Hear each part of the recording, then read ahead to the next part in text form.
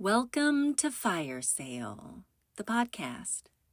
I'm Kerry Lynne, the debut author of Fire Sale, y'all, a trauma response in poetry and prose. This podcast is all about raw truth, self-publishing, survival, and healing through the tough stuff.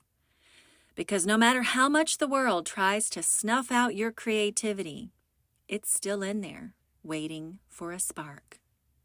And that's what we're here to do, light it up. So let's dive in. Today's topic was very pivotal in me breaking through as a writer. And today's topic is finding and building your writers community. And when I say that, I mean your local community, because online there's a lot of groups and different things, but what at least has been instrumental for me are the local groups. There has been moments where I have not acted as quickly as I could. I think part of that was I was overwhelmed with all of the things that were going on at once. But building the writers community, at least for me, it was truly my first step to actually having a book. I don't think I would have gotten where I am today if I had not gone to my local authors fair.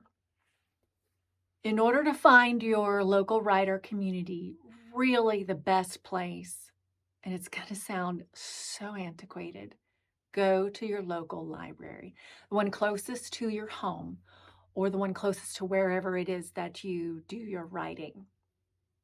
And go to the library, walk up to whoever is working there and ask them about the local writers community, because the library will host events for local authors. They'll like social events, so just to interact with each other, to interact with potential readers, and to interact with editors, folks in graphic design, folks who help with different types of editing. So whether that's a beta edit, a line edit, a developmental edit, and we haven't gotten quite into those details yet, but those are all important parts of the process. But ultimately, you're not going to even know what the process is if you don't connect with your local writers community.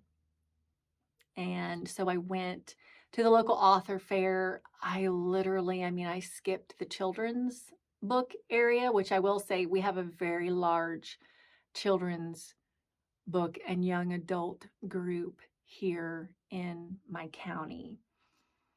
But that was not the stuff that I was writing. And so kind of branched out into some adjacent community groups, and that's when I met quite a few people. And I actually met my editor via that authors fair. So they host events. Another good way to kind of connect with your local writing community is at bookstores, obviously.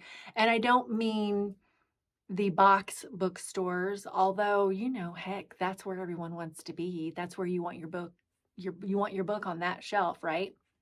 Where you find your writers community is in those mom and pop bookstores. And so pop in there.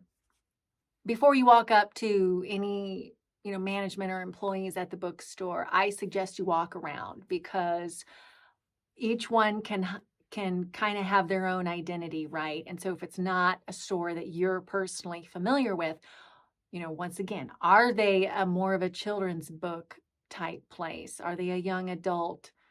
Are they everything? Are they political, right? What's on the tables? Is it mostly political, religion, business, or, is it children? Fantasy. I love fantasy stuff. So yeah, check out the bookstores, find out if you can post, your card, a brochure, a note about your book. Do they host poetry readings? Do they have open mics at that bookstore? If they do, what's the cost to be involved? Is there a cost? Can you make a donation? Who's facilitating the event? That's how you can really find out about the local community and really get connected.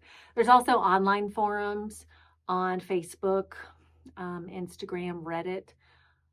Places like that are great ways to access larger groups as well as smaller local groups. And then also, if you're really passionate about romance, for instance, there's definitely going to be a Facebook group of romance writers. And so you can get into that group, you can share what you're working on, you can get advice, ideas, and hopefully find some local folks that you can connect with. And oftentimes, the reason I think this is so incredibly important is there's always someone in your local group that is a few steps ahead of you. Okay, there may even be folks that are light years ahead of you, okay, which is fantastic because whatever you can glean from those people is wonderful. Oftentimes the local groups will either meet in person monthly, bi-monthly, and I'm sure each group is a little different. But for me, my local group meets via Zoom since COVID. There's someone who's facilitating the meeting. They're usually the lead of the community, whatever, if it's the Indiana Poetry Society, for instance, whoever's the lead of that society, and actually like facilitating if it's a nonprofit or not, if they're facilitating the actual 501c3. And so that person will lead the call and the structure of the call, introductions. Are you new? What are you up to? And so if in the last call I mentioned to someone, to Michelle, that, hey, I've really been dragging my feet on getting back to my editor with the last round of revisions because I'm super stressed. And then if you mention that shit, they're going to bring it up in the next call. So when they go through and everyone does their introductions and, oh, here's a noob, and the noob will introduce themselves, and then Michelle will be like, Kerry, did you get your revisions back? And I'm like, oh my gosh, yes. That's the accountability piece. That really did happen to me. I was dragging my feet on one of the rounds of revisions because I don't know, I have self-sabotaging behaviors at times.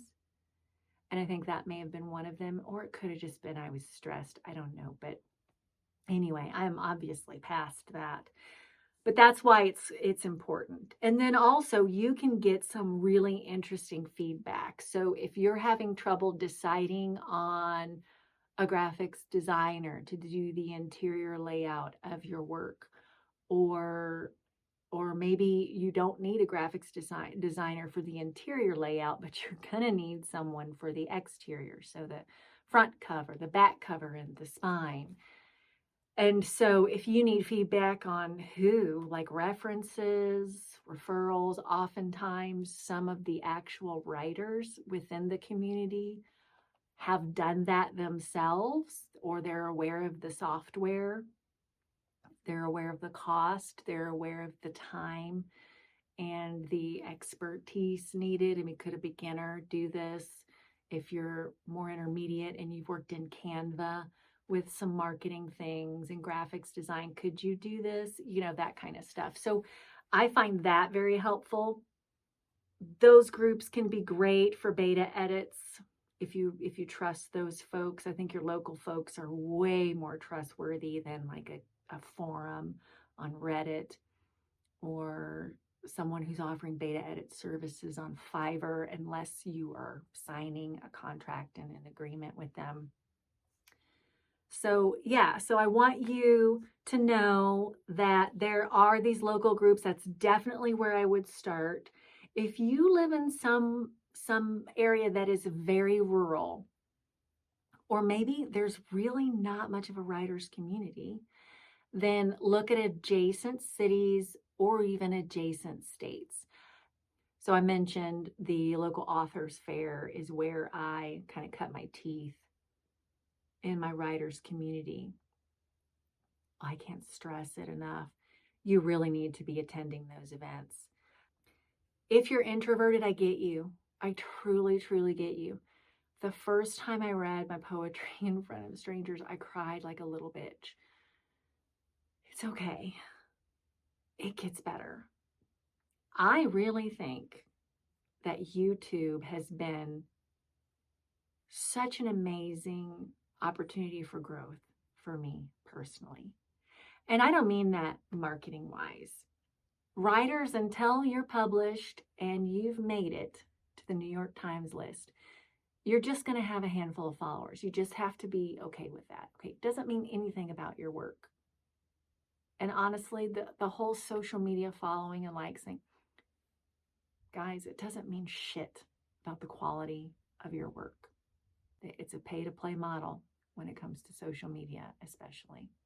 I don't have the money to pay for ads or buy followers. But where it's helped me is to really get out of my comfort zone. And I've grown in my thinking about what's important and what I want to communicate. And my identity. I've set on my identity. I'm not going to let the trends change who I am. I'm not going to let the number of followers that I have or likes I have on a video determine my worth. My worth is already determined. So, take steps to build that community. Consider joining larger groups that are adjacent to your town or your state. And find the community that fits your needs, whether it is the children's books about the Christmas mouse or young adult books about the lion and the wizard shit, whatever it is. That's you. You do you for sure. And do it with a smile on your face. And I would really like to be a part of helping you get there. That's very, very important to me. For the next episode, we're actually going to be diving into a lot of stuff that I just teased out here and there about marketing and social media.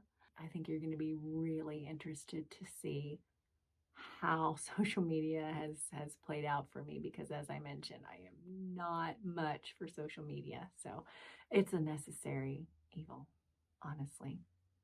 We're going to navigate this world together. And we're going to do it with a smile on our face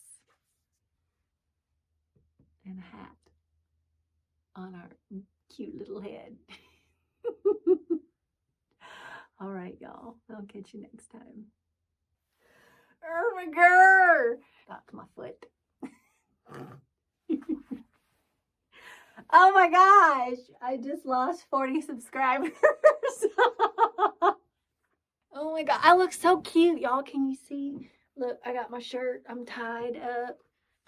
I look like a legit Daisy Duke. I'm like Daisy, y'all.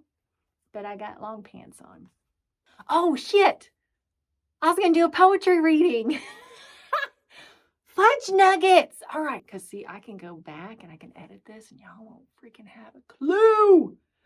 But I tell on myself all the time. Okay.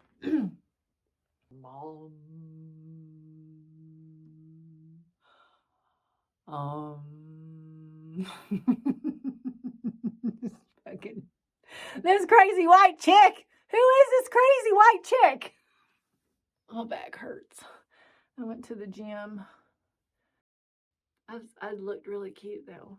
I was in my little ballet leg warmers, and someone stopped me and told me that he liked my leg warmers. Maybe I'm not supposed to say that on here. I don't want my partner to get jealous.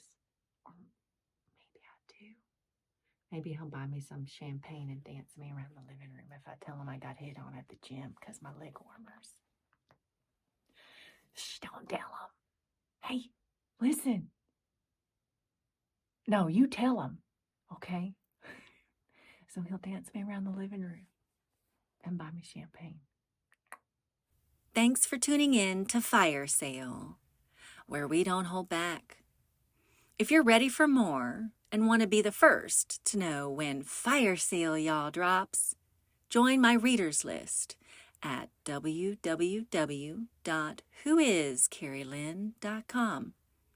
You can also hit me up on Facebook or Instagram at whoiskerrylynne, or drop me a line through the contact form on my website.